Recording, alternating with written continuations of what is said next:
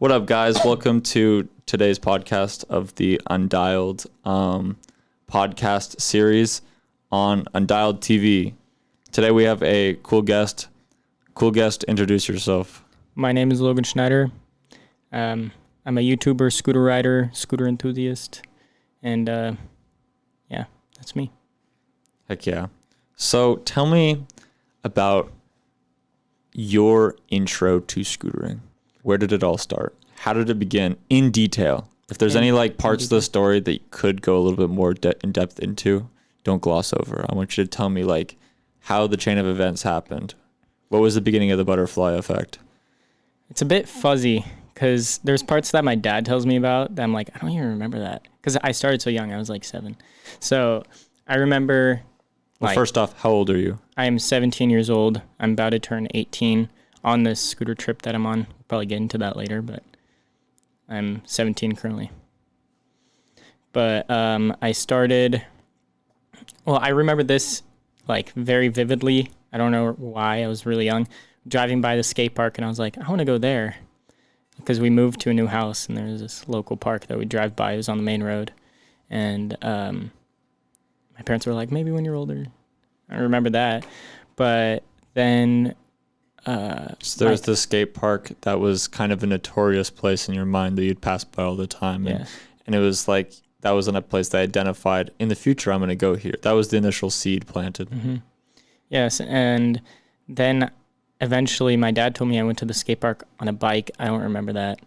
But I'd go to the skate park on my bike, and then I saw someone on a scooter. I wanted a scooter, so I remember then vividly for my 7th, when I was 7 years old, Christmas, I got a Razor Ultra Pro,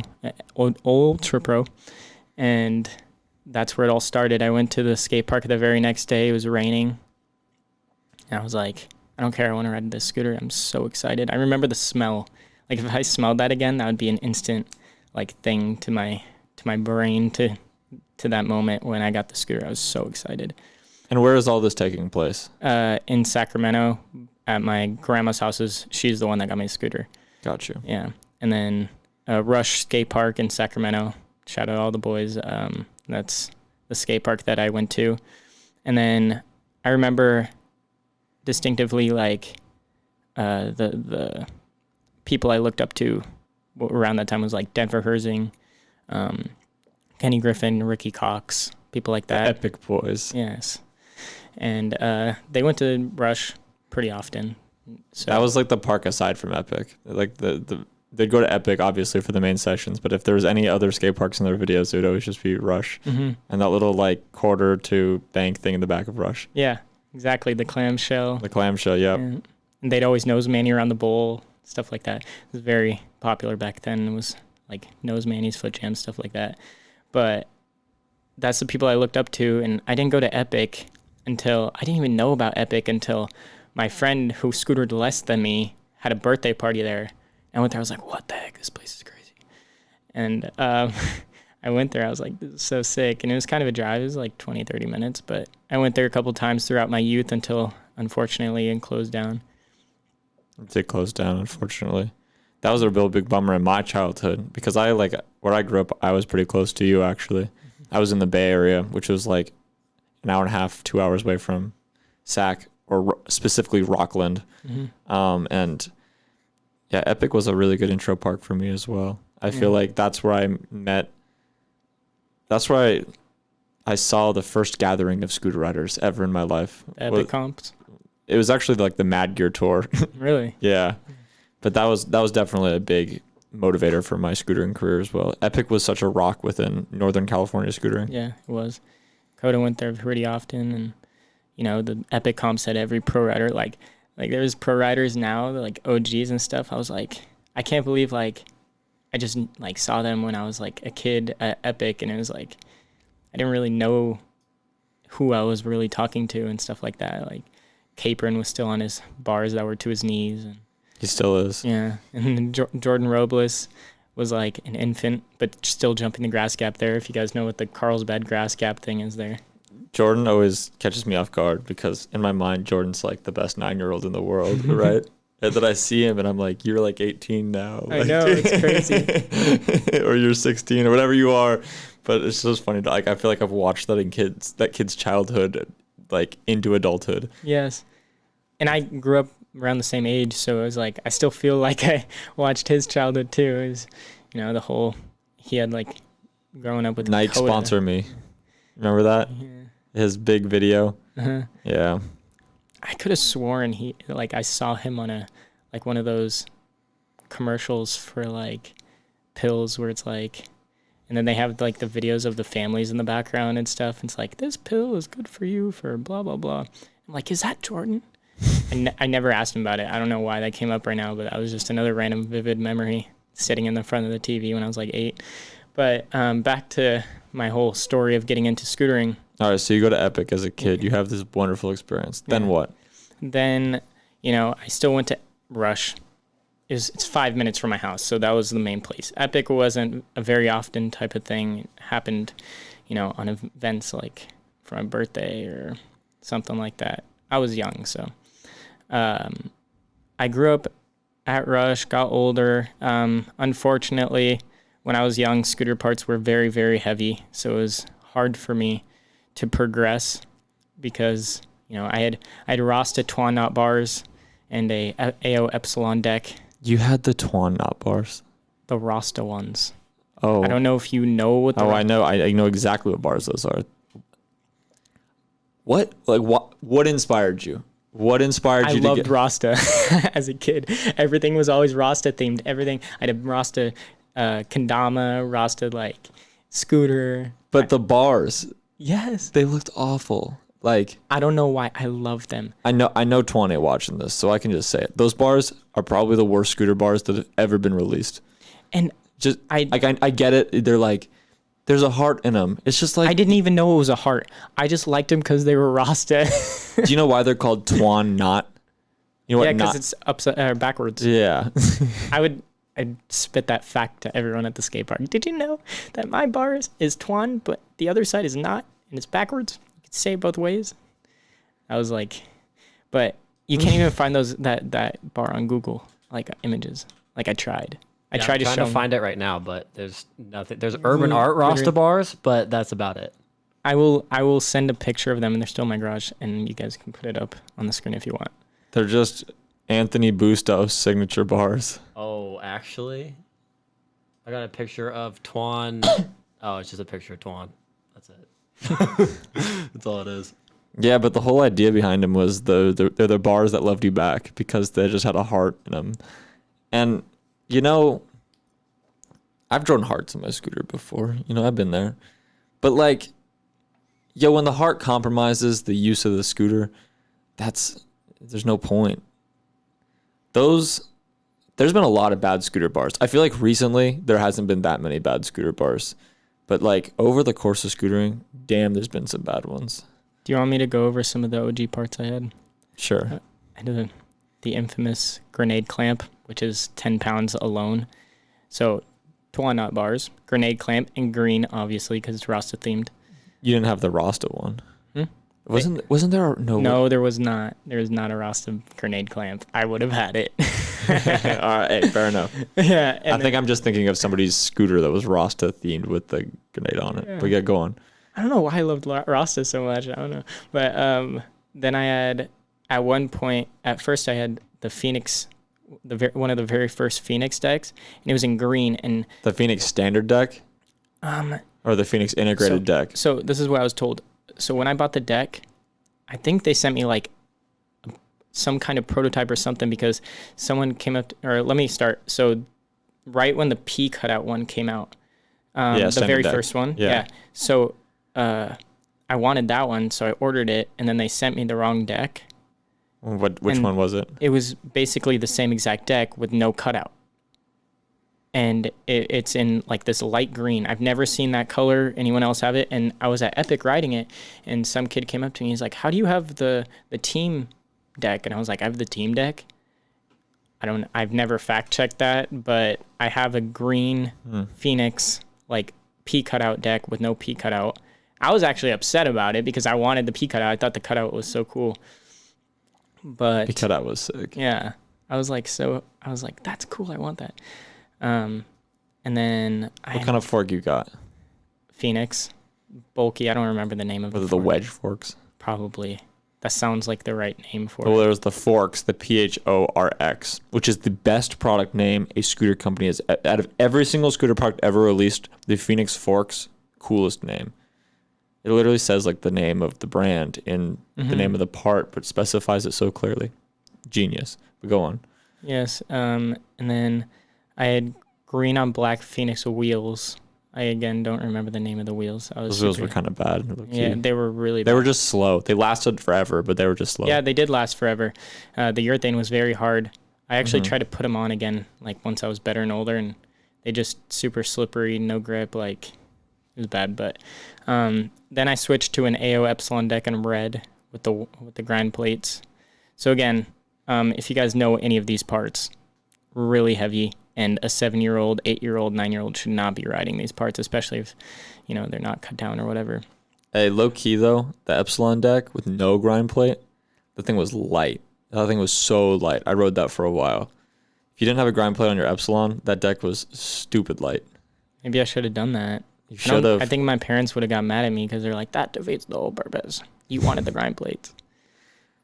I hope that there's some version of like a grind plate that comes back into scootering. Like I hope that a scooter company has the balls to release a plastic bottom scooter deck that you could Why replace. did that not take off? Do you know why? It didn't take off because, well, hold on. We actually have one right here. Clayton, can you pass me the AO Epsilon? It's right above you. No, that's the attic deck. The white plastic. Yep, that one. Dude, I'm so bad at scooter parts, especially old ones. It's the one with the plastic bottom, like we just said. But here it is, folks. We got it. Dang, I really hope that at some point another company releases something like this. It doesn't look bad. Like it's practical. So here's my guess of why this is not came back. I think that this thing, I feel like this really has potential, man. It would just need to be done in a way where once the grind plate is thrashed, you could replace it within like seconds. Like if it could just like be this click in or something. Exactly. Like it would I feel like it would have to work well with like Why? Why would it have to be within seconds though? I feel like just for Drop ins are complicated sometimes and stuff like that. You always have to work. Why would grind plates not be able to just be something you can screw apart and re-put in? I feel like this particular one though, the fact that there's 5 Allen key spots, and then you have to like slide it on this track that the deck makes, and then you have to have these deck ends. I feel like if you were to potentially ride this deck without the grind plate and scratch the track area, then you wouldn't be able to like slide maybe this new plate into it. Yeah. I feel like and that could happen if a kid had one of these grind plates, had it for a long time, just grinded all the way through it, and then went to go put a new one on, and if it didn't function well in that way, I feel like that could be an issue. But I feel like in an ideal world, you'd have the ability to have several different types of bottoms that you could choose to work with. And I know proto scooters did that back in the day. I would just love to see a brand attempt to bring back this style of deck. And I think if anyone did it, it would be AO. Just because now that I'm thinking about it, I bet that this deck right here is made out of the same. If you guys don't know, AO is owned by Sunshine Distribution. And Sunshine Distribution also owns Razors, Skates, and lots of rollerblade companies. So I'm assuming that the sole plates that they make the rollerblades out of is the exact same plastic as like this bottom of the bottom of the deck. It makes sense, yeah, right? that would make sense, yeah. So I feel like if anyone was to do it, it would just be AO again. Yeah. Because they have that connection. Yeah. I feel like that could still work. I always wondered that over the years, like why did that never take off? Because it doesn't seem like it's a bad idea. That deck is heavy. You feel how heavy that deck is? Yeah, it's really heavy. That deck is heavy, and I feel like if they were able to make it lighter if they were able to like, I guess it would, you could have like, I'm just imagining like a universal grind plate that any deck could like have. But I guess initially it would have to be just like one company that standardizes it. But I feel like a really nice way that it can like lock onto the deck that would be quick, efficient, accessibility to the grind plates that would be easy. So that way, like it's not like you were worried about running out of them. And I also feel like you need to make it in a way that the deck would be light enough that it would compete. When it has the deck, when it has like the grind plate on it, it would need to compete with the weight of decks that don't have any grind plates.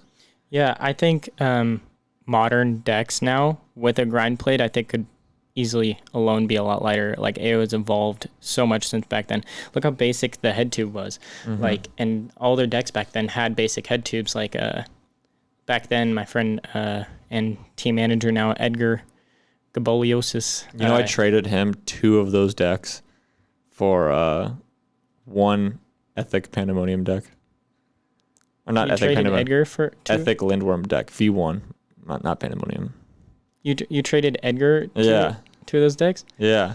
Like when? When you were a kid? When I went to Epic still. Yeah. Dang, you're exposing him. Don't tell Andy. He rode for AO back then. Did he? Yeah. I don't think he rode from at the time. Probably not at the time then. It was a long time ago. It was like right when the Lindworm came out. And I was thinking in my head when he was trading me, because it was like 2 decks and some other things, because I was like one of the few people with the Lindworm deck. He traded me and I was just like, you know what, like I kind of like this AO deck more, and I have 2 of them now, so bang bang. Yeah. So like I was saying, like the head tubes back then were super basic. Like I feel like even with the new T-Storm and Dale Morrison head tube design and just the metal they use now, it's totally different. I think at least. And just how much they've evolved. If they did a grind plate now, it'd easily be 10 times better.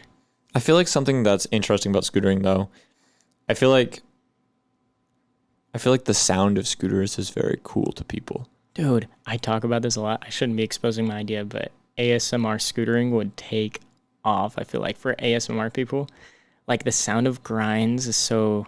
But see, that would be taken away with the grind plate. Yeah, but like even just wheels riding on the ground, just in general, just skate park noises in general, even skateboards, like the sound of it, it's super pleasing. I shouldn't expose my idea, but I've never acted on it, so.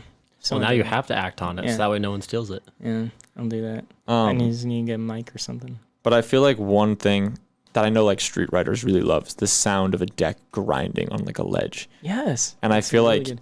imagine putting out like a promo where it's just silent. It's just like hop on a ledge, like plastic noise. You know what I mean? It's like a marketing thing for the deck, like Tesla with the cars. Yeah. I just feel like people like the street riders, the street riders who are like very classic with what they like to do, they'd be like, no, like core riders. Yeah, the core riders, they would just be like, no, this is awful. You know? It's like the core like car fan base. Same thing. Yeah, I know exactly. Yeah. And it's like, but you can do more with it. It's just like, no. Sound. Because I feel like can't feel the scooter, can't feel the car drive. Exactly. No, that's what it would be. Yeah. So odd. It glides. It's not supposed to glide. It's supposed to crunch. So you're on the road right now. Yes. You're currently in Arizona, obviously, because you're here in the flesh. How did you get to this point? What does like your last year look like of scootering? Dude, so it's been basically everything has been off of the whole YouTube thing. Is like I went to Germany for the entire summer because. Run it back a second. Yeah.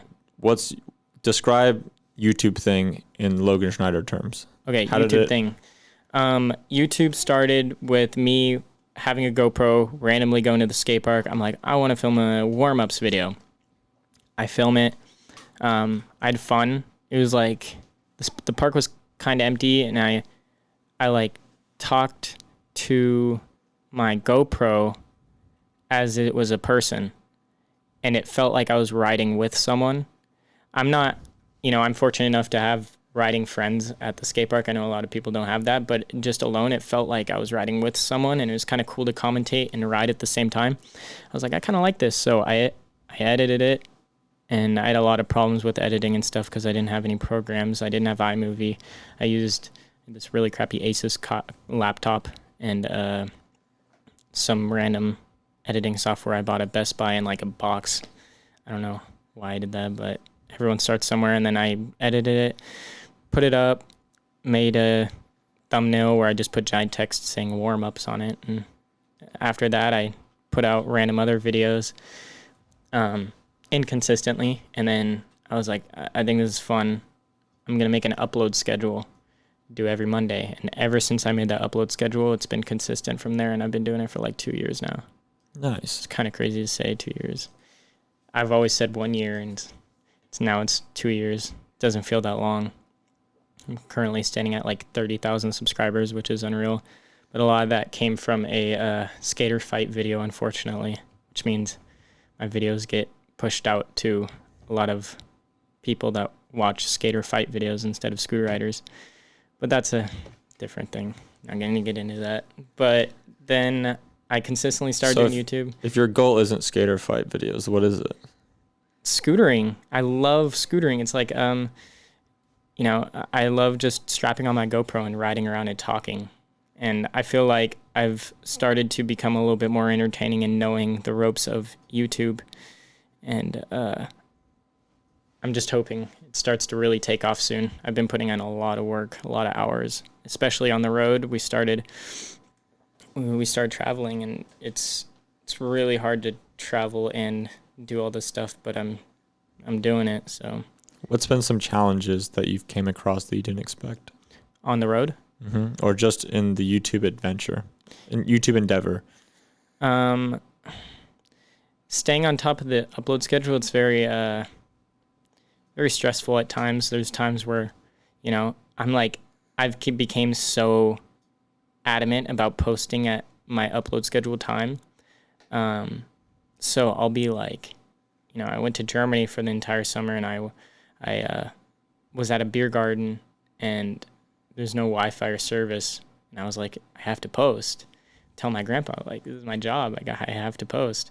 So we went to like the owner, and they said they have like a private Wi-Fi. Literally connected the Wi-Fi, sat in the like part where they fill up the drinks and posted. Like that was a big thing, is like always being at the right place to post. Because I don't know why I'm so hard on myself about certain things, but I am. I'm super into, self-discipline and posting at that time. Like if I'm going to do it, I'm going to do it. But that was a big challenge, is always, finding a right place to post. And editing, obviously is a whole thing in its own. Learning, doing new things, watch time, getting higher retention rates and stuff like that. But YouTube's been mostly fun. And if there's something I'm leaving out, I'm going to think about it in like 2 hours and be like, oh, that was a challenge. But that's what I could think of off the top of my head. So a little bit deeper than just YouTube. What I meant by the YouTube endeavor is like, right now you're in the process of trying to create a career out of scootering and using YouTube as at least one revenue source. Mm-hmm. And your foot in the door to the scootering world. Yeah. That's what you're doing. Through your adventure to becoming a professional scooter rider, someone whose profession is scootering, what other challenges have you came across? Not specifically just YouTube, but just like navigating yourself through the scooter world. Connections. I think it's important in meeting the right people and having conversations and learning how to talk to people and creating a relationship with someone. Starting to be a little bit more well-known in the higher category of scootering. What I mean by that is like, the people that are on the top right now, pros, such as yourself, and actually putting a name to a face. Everyone knows that person on Instagram. It's like, oh, that's Logan. It's like, but you meet him in person, you don't even know who it is. Putting a name to his face and actually going out, talking to people, it's just, I never know what to say, just to be like, yo, what's up, Will? How are you? It's like, good. I'm gonna go drop in. It's like, yo, Will. So you think it's tough making connections with certain people because you don't know how to approach them in the real life world versus like social media? Yeah, but I've learned now. You actually helped me with that. We had a very long conversation about that. That's true, at the Izzy Grind comp. Yep. That actually helped me a lot. I talked to a lot of people after that. Yeah, because what did I tell you? You told me to talk about something other than scootering to, break the ice, because every pro rider's like, oh, what's your best trick, or random things like that about scootering, and it's what they repeat 24/7. But if you ask, Chris Ferris, like, yo, so what's your workout routine? Catches him off guard, and it literally did. We went under the ramp. He's like, what? He's like, come under here. What do you want to know? Like, that's literally how it went. Mm-hmm. So it's pretty cool. Well, what I like to think about too is when I found that a lot of the reasons people have particular styles or scooter a certain way or are the person they are in scootering, it's usually there's an outside factor that's pushing that a little bit. I feel like for me, it's art. For Chris, it's personal fitness. For Clayton, it's adrenaline. It's like everyone has their own like motives behind it. You know what I mean? I feel like everyone has like a little bit of everything, but I feel like there's one specific thing people kind of excel in within scootering that's not necessarily scootering. And I feel like if you can figure out what that thing is with people and discuss that thing, it creates a good connection between riders. Yeah, ever since we had that conversation, I've actually, I started applying that to everything, and I've actually became very skilled in talking and approaching people, and I feel like a people person. Like, I always have the GoPro on my face, and it's like people get uncomfortable when someone's vlogging. It's like I go up and I talk to them. I'm like, hey, what's up? Like, I feel like I go to the skate park and have conversations about scootering almost more than I'm actually riding. Like, I just like meeting new people. That's my favorite thing about scootering now, especially with travel in Germany. I was like, there'll be a kid trying a kickless over a box or something. He'll be looking at me, and I'll be riding and stuff, and I'll go up to him. I'm like, hey, what's up? Like, you should try to get this for the video. And then we have like, we talk, and it's really cool, like meeting people all over the world, no matter what. It's my favorite thing now. So what's some goals that you want to accomplish in scootering? Just off the top of your head. Off the top of my head, I don't know if this is within scootering, but I definitely want to become a millionaire. I don't know why. It's been a recent goal of mine. I've really gotten into entrepreneurship, business, and stuff like that, and I've became passionate for it. So I'd love to blend my two passions together and somehow make a career with a lot, like making money to where I'm comfortable and stuff. Yeah. Within scootering, that's a big goal of mine, is creating wealth, and just growing my YouTube channel is really important to me. I've put so much effort into it, and I don't think I'll ever stop until I've accomplished that goal. It's really a lot of time and energy that goes into something like that. So those are my main two goals. Become a millionaire and become big on YouTube. Yeah. I don't want to sound like oh, everything's about money. It's not. It's just like, it's a passion of mine. And I hate how like I know you brought this up on other podcasts. I hate how frowned upon making money in scootering is. It makes me upset. It's like, dude, you need money to live. You need money to, like you say, fuel the sport. Mm-hmm. And money's the gasoline to life. Exactly. So I just want to be able to eat Chipotle burritos and not have a second thought. Or as Landon said, Chick-fil-A sandwiches with cheese on them. True. I feel like money within scootering is a sensitive topic just because there's not a lot of money in scootering right now. So it's kind of just like everyone has their certain opinion of where that money should flow to. Mm-hmm. And when it doesn't go their way, they're like, well, then money just shouldn't be on scootering. You know, like that's just like, at the root of the day. Like I feel like that's just the root of it. But if scootering like didn't make kids into millionaires in the future, I'd be really bummed out, you know? Like I want that to happen. I feel like that's like the ultimate goal, is that there is hundreds, if not thousands, of people that make good livable wages and or excessive wages from scootering, because that's such a motivator on so many levels. If competitions had bigger prize pools, if salaries within scootering could be high, if potentially like sports betting got into scootering, just more money flowing through would be the best. And because money attracts money, that's just, followers attract followers. It's just how energy moves. And I think those goals are good. You know what I mean? Like I think those goals are good, but what specifically within scootering and the scootering community, what goals do you want to accomplish in that realm? In that realm? Mm-hmm. That's a good question. Definitely, like, you know, Tony Hawk like funds skate parks a lot. Goes around, builds skate parks, stuff like that. I think like, what would you do with your millions of dollars if you did achieve it? Literally, like, build skate park, and not skate parks. I'm not gonna call them skate parks. Action sports facilities. Scoot parks. No, I want to have like places where all wheels are welcome. And we can't repeat the pattern that skateboarding's exactly done. Yeah. So yeah, just action sports facilities all over, and building facilities for all types of riders. I think, you know, what I noticed in Germany, there's a bunch of parks being built in Germany right now. They're all street plazas.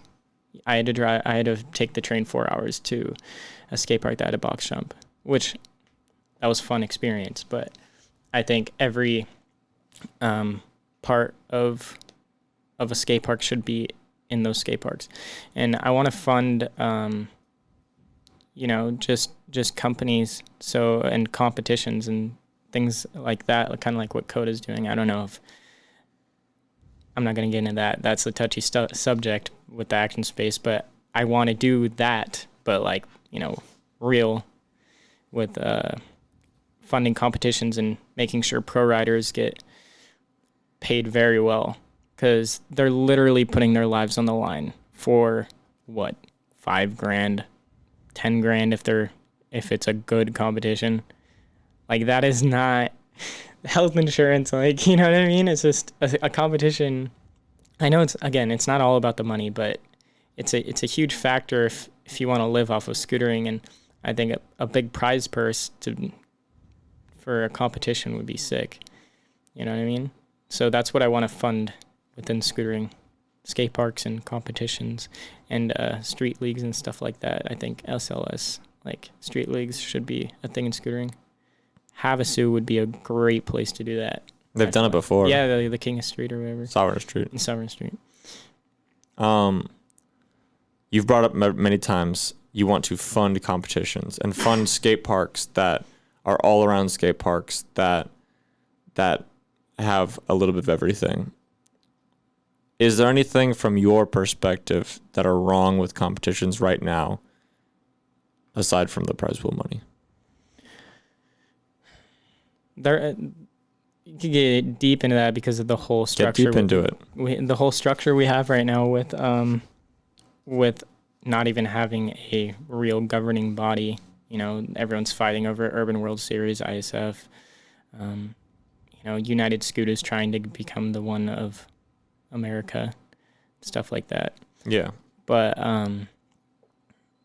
I just think that we need a all-around governing body that is structured and actually have a, you know, distinct, this is who is the world's best, not, you know, Urban Extreme Barcelona's world's best and then ISF's world best. It's all split up. I think that's what's the main issue right now. I think that's going to resolve itself within the next year, just to because it'll all play out, see who becomes the top dog. But that's the main thing. But I know you're meaning more the structure of competitions. I think it's actually pretty good. I think the way Ronka did it was really good with having judges. They all have like linked computers, and then they have like the first run scores on the computer, and then they after a while they did heats. So like the AZ Grind Comp did this, everyone's in heats of 5, so it goes that, and then you don't get like if there's 80 riders in a bracket, you don't have to go all the way through 80 and then it's you again and you're not warmed up. I think that was a really good move. I think a lot of competitions don't do where the judges are spread out throughout the park. They don't do that. They all sit in one spot. I think that needs to be changed. I know ISF, I'm pretty sure does that, or like Extreme Barcelona or something. I'm pretty sure they have spread out judges. I don't think so. I Really? think they're also sitting in one spot. Yeah. Like you don't see every angle. You don't see every perspective. I think for specifically Extreme Barcelona, they have so many cameras on it that they're able to like view it from multiple viewpoints. But when I've been to ISA in the past or the Extreme Barcelona competitions, all the judges are just sitting next to each other at a picnic table. Yeah, I don't think that's good.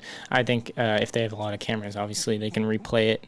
I think it should be broken down a lot more,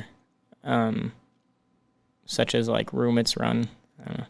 That was pretty whack that you got the same score in both runs, even though he had a visibly better run the second time around. Yeah. Yeah. What did you think about Worlds this year? From your perspective? I think it was cool. I guess, is it Worlds? Extreme Barcelona competition. I think it was sick. They did invite only, but if you really contacted them and you're like, I want to be in this, like if you really fought for it, you could be in it. I'm really proud of my boy Hunter coming out of Vacaville. He's been working his ass off, and he finally did it. Not only in the mega ramp contest, but he also did really good in the park contest. And every other person on the mega ramp had access to a mega ramp except for Hunter. Like they have our Willy Land, they have the was it Richard Zelinka's? Was that Hunter's first time on a ramp that size? I'm not sure. So he's been training at Woodward Tahoe. I dropped a video, training for Worlds video, kind of like Coda's. Do you remember that blew up? Yeah. I kind of got inspired by that and wanted to do one for Hunter since it's his first real Worlds competition. So you're talking about Coda's video at Adrenaline Alley, right? Yeah. The one, that was stupid at the time. But it blew up, and I was like, dude, that's actually cool that like, a training for Worlds video, but I'm going to try to like make it different because I didn't remember how stupid it was because I was little, but I watched it back. I was like, damn, like it's literally, there's no music. It's just kind of like that video was insane. That was the first quad kickless ever. And I think my favorite part about that video, it was all just a response to Dylan Morrison Instagram post because Dylan was like talking crap, and that was when like the whole like storm thing, and that was the Worlds Clayton got his tornado name as well. Really? That was that same year? Nice. But yeah, Hunter just trained at Woodward Tahoe. That was his spot. So we filmed that video, and I was super proud of him. He did really good. But I think Worlds this year went well. They did invite only because of COVID, which I think is fine. COVID kind of just messed up all, like, the natural entry of that comp. Yeah, and everyone, went, and everyone killed it. So I have no complaints of that competition. Yeah, I think they did well. Nice. What did you think of, like, the course layout and individual events? Did you think, like, that was the proper setup for how scootering should be displayed? And the park one? Or the street one, or the mega? Like, do you think those are good platforms for scooters to compete on? No. Why? I think they almost nailed it with the park comp. I think every one of those competitions, they all have the same style layout. I feel like they should do something else. I don't know. I feel like it doesn't have this year. It had flow, but the box went into a bank, which is really difficult and goofy riders had to downside regular riders had to hit a quarter to bank. And I think the box jump they did this year with like how it kind of like curved up and then it was a roller, I think that was really good. That was a good change. I don't like how there's so many like thick spines. I don't think that works well with scooters. I think the one, what was the one that blew up on Scooter Brad's channel? Was that 2017? Whenever you look up scooter competitions. The one with like the rainbow on the ground. There was like that rainbow stripe or whatever it was. Was it that year or was it the black ramps where it was the sketchy step up? I think both of those did well, but I think that layout was a little bit better. You know, I think it was bigger. I think that was cool. I'm glad that they did it outside again. In 2019, they had it inside. And it was just, it didn't feel the same. It just felt like weird. I feel like there's, it just felt empty in a way, but it was like, I feel like there's something about being at the place where they are, the forum. You know what I mean? Just like that nice, like, it's next to the water. It's like at iconic spots. It's just an outdoor venue. And I feel like outdoor venues have a little bit different of a vibe. The way that like the way that the seats are all set up, it like amplifies the noise really nicely. I think that's a cool touch, as well as just the overall scenery. It just creates a vibe. Yeah. Unfortunately, the street got rained out, so everyone's complaining like, why isn't it indoors? They finished it up the next day, but it was never televised or anything. It didn't change the standings of it though. Really? Everything was the same. Lucas Lucas killed it. I watched his run. His run was insane. Yeah, it was awesome. He ended up jumping over that thing and I know. Yeah. That was so wild. When I was doing the live stream announcing for that, I was caught so off guard. I was like, "Is he all good?" Like that'd be so awkward. Looked like he fell into an umbrella. Yeah, that'd be so awkward to finish like your really good run and then like fall over a fence and break your leg. That would suck. That would be unfortunate. But he ran around the corner like, yeah. Yeah, his run was incredible. It's incredible that those style of tricks are being implemented in comp runs.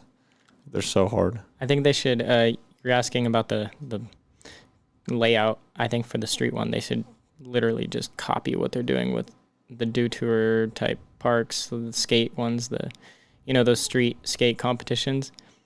Those are great layouts for street riders. There's everything.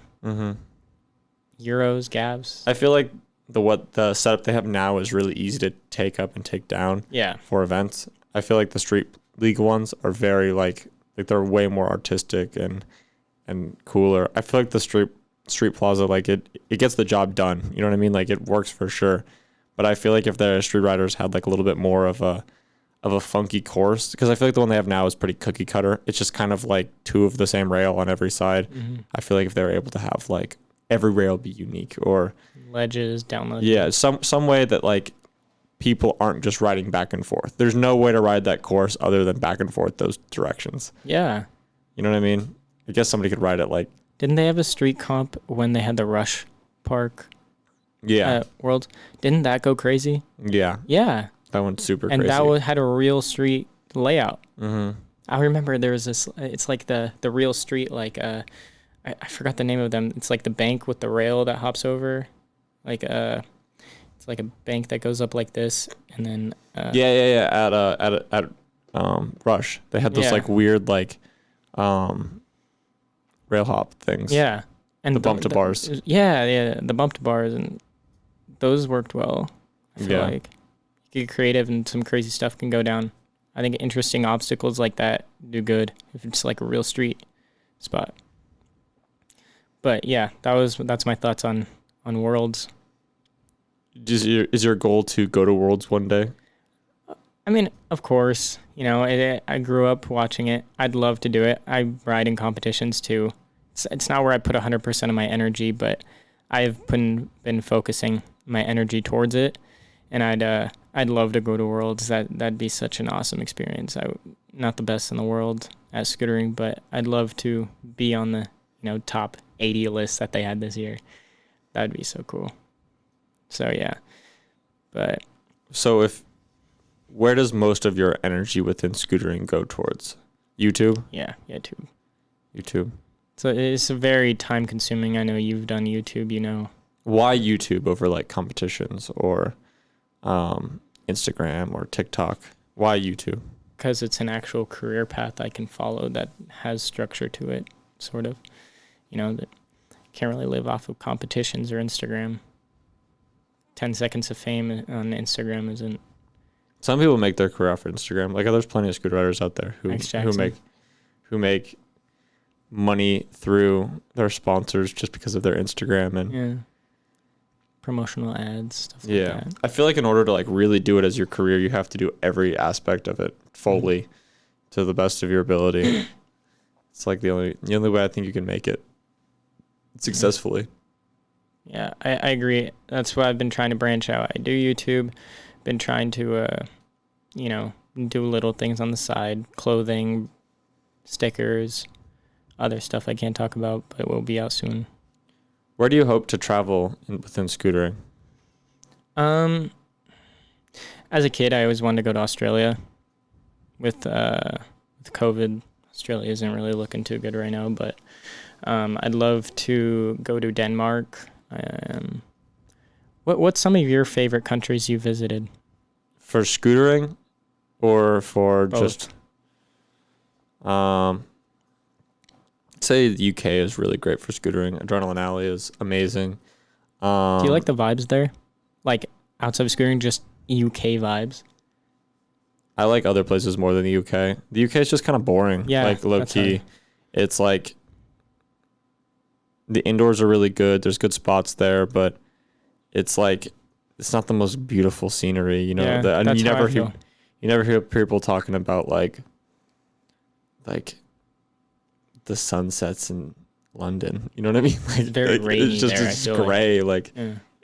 but like they have great skate parks, you know. And I feel like the architecture in other parts of Europe is a little bit cooler than the UK. And that makes for sick street spots. I think that Barcelona is a really awesome place because it's very beautiful there, but it has a lot of spots. France. France is very, like, I like France a lot. It's really good for street. The parks are a little bit unique compared to United States skate parks, but you'll have a good time there. The scene there thrives really well. There's a lot of French guys, and there's a lot of dudes that are in France that are very, very talented at scootering. Yeah, I love Machiavel. Like their video parts, Iris Motion. He does the videos. He does a favorite editing out of any scooter rider filmer. Like his filming and editing with Charles Bedell and stuff, amazing. So France, I think, is super cool with how they do their videos and just the look of France. Mm-hmm. Iceland is beautiful. I've never been, but I've seen pictures. I've been there so many times, but never never outside of the airport. They used to have like this. They used to have an airline called WOW Airlines, and it was so cheap to fly to Iceland. But now they're bankrupt. But yeah, I've probably been there like 10 times. Yeah. Well, if you go before me, let me know how Iceland was, because I've heard it's very beautiful there. I've heard it's just very expensive, just because of so many. Everything has to be imported. And I'm curious how the scooter scene is there. I know there is scooter riders there. Tommy Dang went there, and I think he met up with the scooter riders. I'm pretty sure there's a shop in the main city. Yeah. Yeah, so there's like an indoor skate park and a shop. So hopefully there's a lot of scooter riders there. Nice. I don't know. One of my biggest goals within scootering is to visit the smaller scooter communities around the world that are just like randomly scattered. I remember when I first found out that scooter riding is very popular in like Madagascar or little islands off the coast of Madagascar. I was like, wow, that's crazy.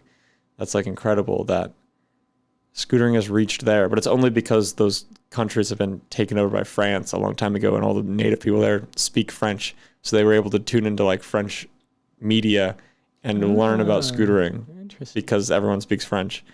And it's interesting because I feel like when scootering, like when there's a scooter YouTuber out there, I don't think there's any of them yet, but one day there will be a scooter YouTuber who's from Japan, who becomes popular in Japanese media, and then he's able to like encapsulate like a whole group of people. I guess Sago's that guy.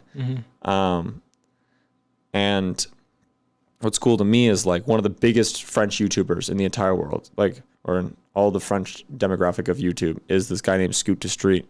I think he's like the 7th largest French YouTuber, like in all the entire country. Rode He's for like, Undialed for a little bit, didn't he? what? Did he ride for Undialed? I think he still does. He still rides for he rides for Undialed. But it's crazy just like how many kids, how popular scootering is amongst French speakers, just because the media has latched onto, the French media has latched so much onto scootering. And I'm just waiting for like the English media to do the same. And then beyond from that, like the Indian media and the Chinese media and just other, like I'm waiting for there to be scooter content in all of those different mediums. So that way, like it can really become this worldwide sport, because scootering, like the scooter is such a good transportation vehicle that it would have the ability to implant itself as a way of commuting, but then grasp the attention of people who would want to do more with it.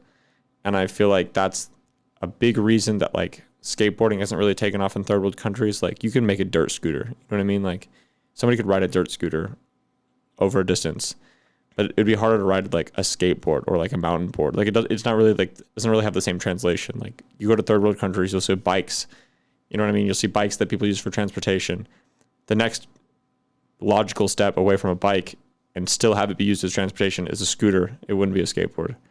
So Thrasher, I don't know if you've seen the video, they went to Africa and skated and gave kids skateboards and stuff. They did. Yeah. But those skateboards aren't very usable. Yeah. They're usable within small little areas. But I feel like where scootering has the ability to make huge strides within like changing people's lives. Like I feel like a big reason why Thrasher did that was just for like public entertainment. You know what I mean? Like I feel like it's just kind of a PR stunt, if anything. It's like we're gonna go to Africa and give away these skateboards. But I feel like scooters could just naturally like get implemented into their culture and be used as like a tool and not just be like this little spectacle thing. Yeah, so I was talking about the building skate parks and stuff. That would be so cool to build a skate park in Africa. And you were saying that you want to go to those, third world countries and, do that kind of stuff and go to the smaller areas that, don't have that. I think you could, you should be the first person to be that person that goes to Africa and gives the kids scooters and brings some dirt scooters to these kids. And you make a video out of it too, not make a PR stunt, but, I don't know, maybe if you have bigger funding eventually, you could build them a skate park. Yeah. And bring them scooters. That'd be so cool. Imagine you went to a small little town somewhere in Africa and just built them a skate park and gave them all something to ride, all the kids. But beyond from that, something that they like, if they don't just want to do stunts on it, they could actually like use it as like transportation around their little village. Dirt scooters. Yeah. I could totally imagine like a little kid riding around on a little dirt scooter around his town. Yeah. See, same. And like, I feel like that's a huge avenue that scootering has the potential to go. I think it's going to happen in the future, but we're just not there yet. It just takes time. Yeah. So, I feel like I brought up Germany a lot. I feel like I should kind of explain tell me about Germany. So, I was born there and I moved away when I was 2. So then I went to the U.S. and lived in Sacramento. Grew up there. Went to Germany every summer. I graduated high school, and as soon as I graduated, I went to Germany for 3 months to visit my family and lived there for a little bit. And I basically brought my YouTube along and made videos throughout Germany, all the skate parks I went to, the travel, the trains, just everything that has to do with Germany. I encapsulated in my GoPro videos and all the travel there. So that's kind of what the whole Germany thing was. And before that, I just did skate park videos in Sacramento. And now I'm on the scooter trip with my friend Landon Allen. And as soon as I got back from Germany, I was here for 2 weeks, and then I instantly hopped on the road and traveled. Think of all the places. We started in Sac, went to Orange County, stayed with Anthony Logs, and then SD Street Jam, then Vegas, then here, then back to Vegas for the comp. So that's kind of our plan. And after that, I'm head back home and actually get my license and stuff. And then what's after that? After that is back to AZ for the ISF comp, and I have a photo shoot, and then back home, and then I don't have anything planned.